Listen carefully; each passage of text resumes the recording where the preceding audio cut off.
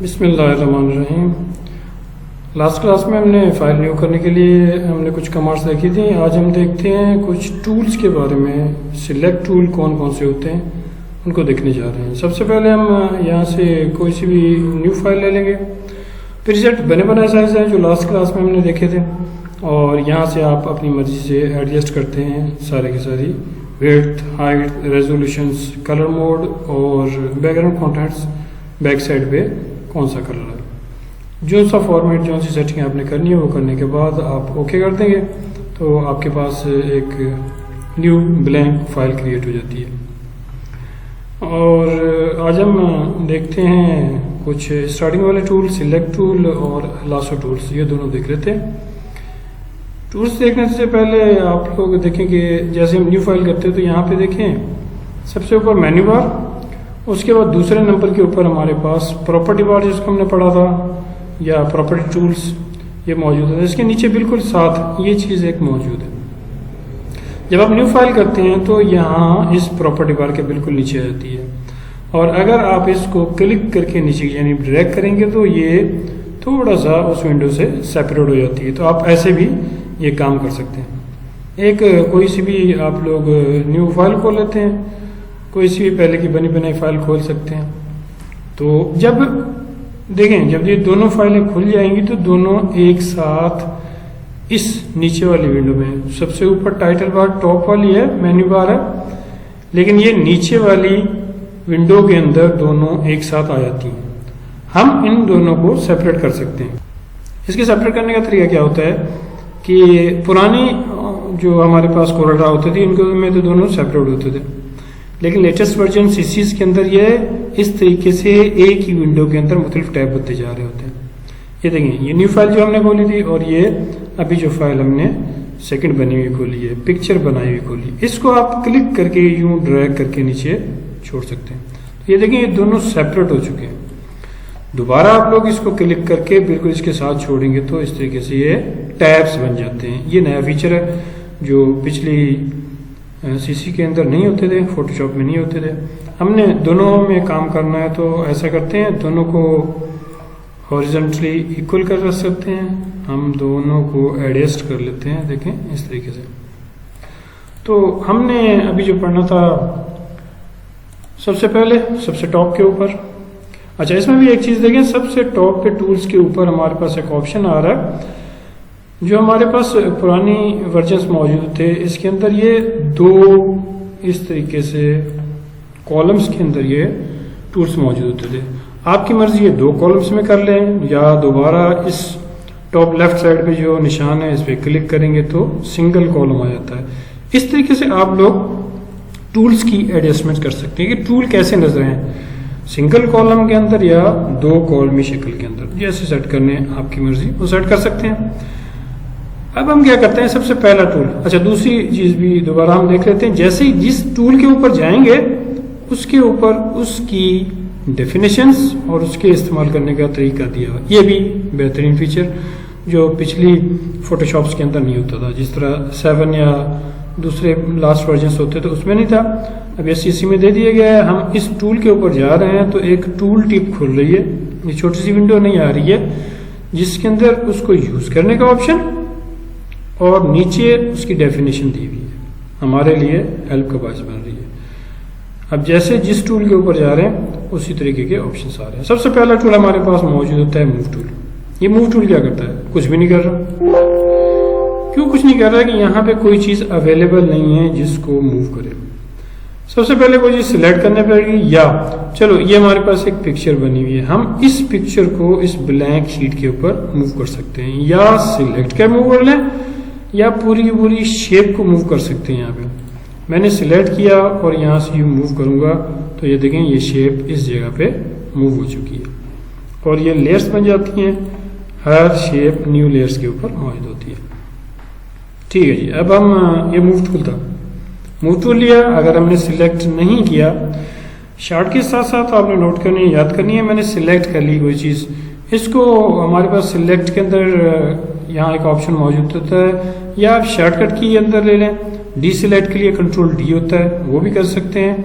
मैं आसानी के लिए कंट्रोल डी प्रेस कर लेता हूँ तो फौरन डी सिलेक्ट हो गया। मैंने मूव टूल लिया, किसी भी ऑब्जेक्ट सिलेक्ट किए वो मैंने सिलेक्ट नहीं किया अभी, तो इस ऑब्जेक्ट को उठाकर आप दूसरी फाइल में, दूसरे पेज पर, दूसरी पिक्चर के साथ रख सकते हैं। ये तरीका होता है।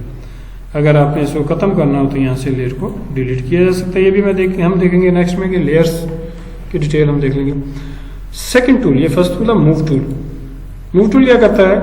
मूव करने के लिए इस्तेमाल किया जाता है, सिलेक्शन को मूव करने के लिए इस्तेमाल किया जाता है, ऑब्जेक्ट को मूव करने के लिए इस्तेमाल किया जाता है। अगर इस फाइल में कैनवस साइज के अंदर, यानी जिसमें हम पिक्चर बना रहे हैं, पिक्चर के पेज वाली जगह पे कैनवस साइज के अंदर अगर हम किसी चीज को, ज्यादा चीजें मूव करना चाहते हैं तो कर सकते हैं। ठीक है जी, ये मूव टूल जहन में आपके जब भी आएगा, जब आप इसको खोलेंगे, यूज करेंगे, इस्तेमाल करेंगे। तो नेक्स्ट में हम आ जाते हैं, उसके बाद सिलेक्ट टूल्स होते हैं। एक ऑब्जेक्ट को सिलेक्ट करके दूसरी जगह पे रखना, या हमने ये इतना हिस्सा सिलेक्ट कर लिया। अब ये पेज तो खाली था, लेकिन सिलेक्ट क्या किया हमने? कुछ हमारे पास वेक्टर बेस्ड सॉफ्टवेयर होते हैं जिस तरह कोरडा, एडोब इलस्ट्रेटर, लेकिन ये हमारे पास एडोब फोटोशॉप है। ये वेक्टर बेस नहीं है, ये रास्टर बेस होते हैं। अब ये रास्टर्स का मकसद होता है इतने हिस्से में आपने पिक्सल सिलेक्ट कर लिए। जब आप कोई सा भी काम करेंगे तो इतने हिस्से में आएंगे। मिसाल के तौर पर मैंने बुर्ज सिलेक्ट कर लिया, बुर्ज का एक डायमीटर या साइज होता है, हम बड़ा कर लेते हैं। बुर्ज के नीचे कोई सा भी कलर होता है वो सिलेक्ट कर लेते हैं, और उसके बाद जब मैं ये काम कर रहा हूँ, बाहर तो ये काम नहीं कर रहा, लेकिन जब इसके अंदर काम कर रहा हूं तो ये बिल्कुल एग्जैक्टली ये काम करेगा। और जहन में रखना है, जो चीज़ हम बैकग्राउंड लेयर पे बना देते हैं वो वहीं रहती है, वो आगे पीछे मूव नहीं होगी। अब बाकी टूल्स में भी ऐसे ही है, मैं एक दो डिटेल से बता देता हूँ, बाकी का सिंपल काम बता दूंगा। तो अब आपने क्या करना है कि अगर बैकग्राउंड पे ये लेयर का हमारे पास पैलेट, अब इस पैनल में जब बैकग्राउंड के ऊपर आप क्लिक करते हैं और ये ऑब्जेक्ट बनाते हैं कोई सा भी, तो वो वहीं रहता है, आगे पीछे मूव नहीं होगा। ध्यान में रखना है, याद रखिएगा। ठीक है जी। अब हम क्या करेंगे, इसको अंडू कर लेते हैं। चलो, तो अंडू, अच्छा अंडू भी हमारे पास, चलो शॉर्टकट से देख लेते हैं। बाकी प्रोग्राम्स में तो बहुत सारे अंडूज होते हैं, लेकिन यहाँ पे एक अंडू होता है कंट्रोल जेड, एक अंडू होता है कंट्रोल जेड। अगर ज्यादा सारे अंडूज करने हो, चले हम क्लिक करके दोबारा कलर सिलेक्ट कर लिया, एक लाइन, 2, 3, 4 क्लिक कर लिया। अगर मैं कंट्रोल जेड कर रहा हूं तो ये देखिए इस तरीके से रिमूव होता जाएगा। सिंगल अंडू करने के लिए आप लोगों ने क्या करना है, कंट्रोल जेड, और ज्यादा सारे अंडूज करने के लिए शिफ्ट कंट्रोल जेड होता है। तो इस तरीके से अंडूज कंट्रोल जेड और आल्टर कंट्रोल जेड उसी को दोबारा रिवाइज करने के लिए इस्तेमाल करते हैं। और इसी तरीके से अगर आपने कुछ यूज कर लिया है तो ये लास्ट हमने वर्टिकली लाइन बना ली है। अब मैं आल्टर कंट्रोल जेड करता हूं तो वो लास्ट स्टेज जो होती है, आल्टर कंट्रोल और जेड, ये लास्ट स्टेज अंडू रीडू ये काम करने के लिए इस्तेमाल किया जाता है। अब यहाँ पे जब आप मूव टूल लेते हैं तो ये मूव नहीं हो रहा है। फोटोशॉप में यही सहूलत होती है कि हर चीज को आप लोग आसानी से मूव कर सकते हैं। ये मूव नहीं हो रहे हैं, हमने मूव करने हैं तो क्या करेंगे, तो जब भी कोई ऑब्जेक्ट बनाना होगा आप लेयर में जाएंगे, न्यू लेयर में जाएंगे। ये देखिए हमारे पास लेयर मौजूद है, यहाँ लेयर का नाम कोई सा भी लिख सकते हैं। बैकग्राउंड के ऊपर एक और लेयर आ चुकी है, ये समझ लेंगे एक पेज के ऊपर दूसरा पेज शीशे की तरह का आ चुका है। ये बैकग्राउंड भी नजर आएगा और ये दूसरे पेज के ऊपर हम ये चीजें बना रहे हैं। अब ये दूसरा पेज, फर्स्ट बैकग्राउंड वाला पेज, बैकग्राउंड वाला वहीं रहता है। अब ये लेयर 2 के ऊपर ये तीनों लाइनें लेयर 2 पे बना ली हैं। हाँ, अब हम इसको मूव कर सकते हैं, सिलेक्ट कर सकते हैं। ये तरीका होता है। अगर आप जितने भी ऑब्जेक्ट बनाए हर दफा न्यू लेयर बना सकते हैं, उसको इजीली सेट कर सकते हैं, चेंज कर सकते हैं, डिलीट कर सकते हैं। ये बहुत आसान तरीका होता है। अच्छा, दूसरा, अब ये तो हमने इसी पिक्चर पे काम कर लिया ना। अब हम चलते हैं, चलो नेक्स्ट पेज पे, नेक्स्ट पिक्चर पे। किसी भी पिक्चर को अगर आपने सिलेक्ट करना है और रेक्टेंगल शेप में सिलेक्ट करना है, हम इस फ्लावर को चौकोर शक्ल में, रेक्टेंगल शक्ल में सिलेक्ट करते हैं। और जब सिलेक्ट कर लेते हैं तो यहाँ हमारे पास एक ऑप्शन आ जाता है। कौन सा ऑप्शन आता है, इसकी विड्थ और हाइट कितनी है। अब आप इसको मूव टूल लेके दूसरी जगह पे मूव कर सकते हैं। ये हमारे पास रेक्टेंगल सर्कल के अंदर मूव हो चुका है। इस रेक्टेंगल के साथ कुछ जो ऑप्शन आते हैं वो भी हैं, सेम वही ऑप्शन एलिप्टिकल मार्किंग टूल में आएंगे, सिंगल रो सिंगल कॉलम और लासो टूल में भी वही आएंगे। तो पहले हम टूल्स देख लेते हैं, उसके बाद ये हम आगे वाले नेक्स्ट एलिप्टिकल वही सेम काम करेंगे। मैं यहाँ एलिप्टिकल टूल में आ गया। सबसे पहले होता है नॉर्मल सिलेक्शन, न्यू सिलेक्शन। मैंने क्लिक किया, फर्स्ट सिलेक्शन की, दोबारा क्लिक किया, ये सिलेक्शन हुई, दोबारा क्लिक किया। जितनी दफ़ा सिलेक्ट करूंगा हर दफ़ा न्यू सिलेक्शन हो रही है। इसी तरीके से ये देखें, नेक्स्ट हमारे पास होता है सिलेक्शन को ऐड करना। जो सिलेक्ट कर लिया है उसमें आप एडिशन करना चाहते हैं तो इसके अंदर मजीद ऐड हो रहा है। जितना आप ऐड करना चाहते हैं इसमें ऐड होता जाएगा। इसके साथ हमारे पास होता है सब्ट्रैक्ट सिलेक्शन। अब सिलेक्शन में से डिडक्शन करना है, माइनस करना है। मैं चाहता हूं जितना सिलेक्ट किया उसमें से ये हिस्सा खत्म हो जाए, कम हो जाए, रिमूव हो जाए। तो इस तरीके से आप सब्ट्रैक्ट सिलेक्शन भी कर सकते हैं। तीसरी चीज हमारे पास मौजूद होती है, पहले हम इसको control D for D select होता है, शार्ट की ज़हन में रखें। मैंने सिलेक्ट कर लिया। तीसरा, उसके बाद हमारे पास होता है इंटरसेक्शन, इंटरसेक्ट सिलेक्शन और इंटरसेक्ट करना, यानी जो डबल सिलेक्शन में हिस्सा आ गया है वही बचेगा, बाकी एक्स्ट्रा हिस्सा सारे का सारा रिमूव हो जाएगा।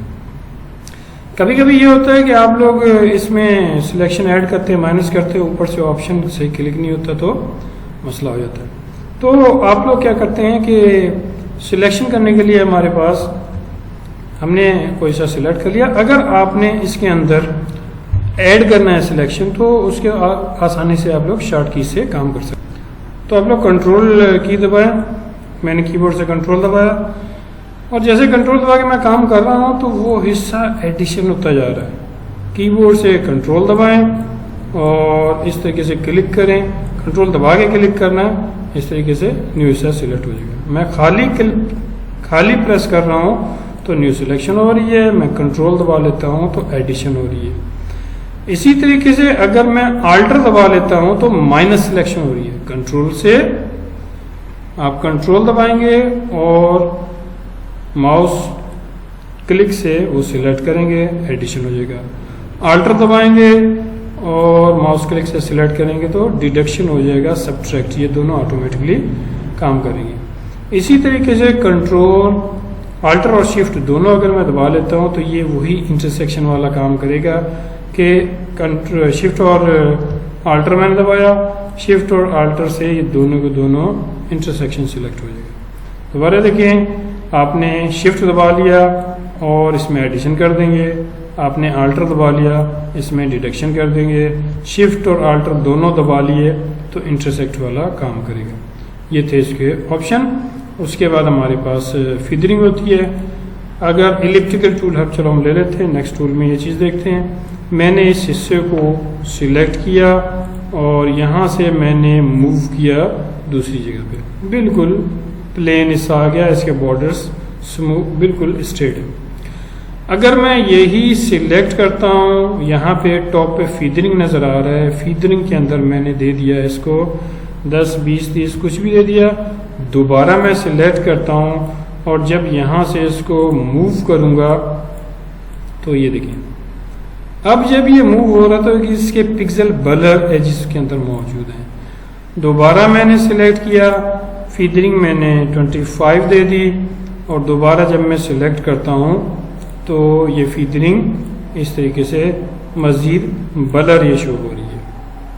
इसी तरीके से आप लोग सिंगल रो सिलेक्ट कर सकते हैं, ये सिंगल रो सिलेक्ट हो जाएगा, आप इसको मूव कर सकते हैं। सिंगल कॉलम के तौर पर भी इसको सिलेक्ट करके मूव कर सकते हैं। एक और चीज़ याद रखिएगा, जब आप लोग सिलेक्ट कर लेते हैं और मूव करेंगे तो ये नहीं मूव हो रहा, सिलेक्ट कर लेते हैं मूव करेंगे तो नहीं मूव होगा। जब आप लोग सिलेक्ट करते हैं तो मूव टू लेके ही मूव करना पड़ेगा, वरना ये मूव नहीं होते। इंशाल्लाह बाकी नेक्स्ट टाइम देखेंगे हम लासो टूल कौन से होते हैं। जब तक के लिए अल्लाह ताला आप लोगों को अपने हिफ्ज़-ओ-मान में रखे। अल्लाह हाफिज़।